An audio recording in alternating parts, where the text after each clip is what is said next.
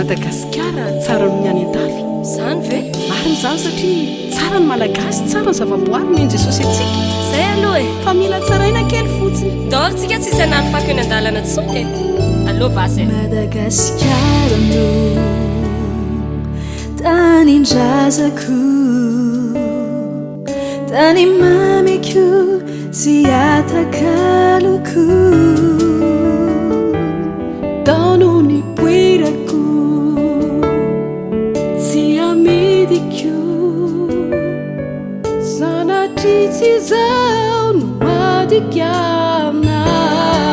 madikanao fitahina fa tsy ozona hoanao nikasikarako sanatry tsao no amotika apilatsaka ny ranomasona iano manapaifa no tenjenako itatana ty fireneny ty tandremzay afafinao faitsitianao nasona ratsy molotsarainyanao oriralaiko kasi namako mamafaza so aminy tanindrazana azao mitsiriritsa nianiafianao fa niasyane ka tsy omenanao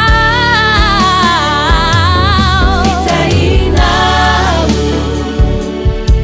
fa tsy ozona hoanao chikasikarako sanatry tsao no amotika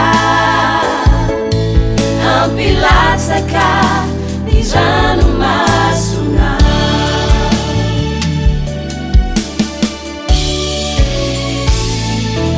oripino namako efa niova fo ndao ivavaka hoany firenena amizay ny fanenjehana nitsikelaku nifonenao hoany taninao fitahinao fa tsy ozona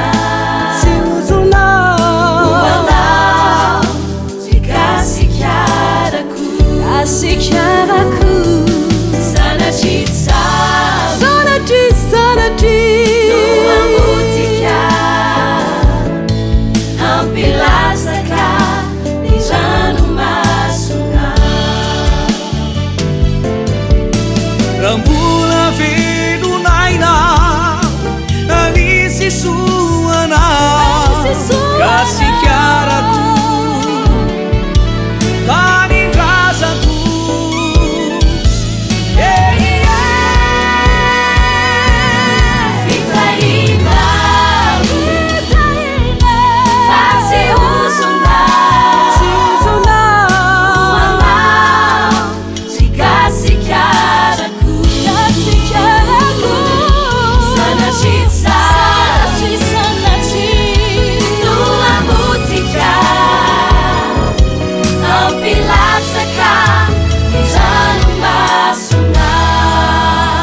raha nasoa firenena ihany tsy aleo ve manasoa ny gasikara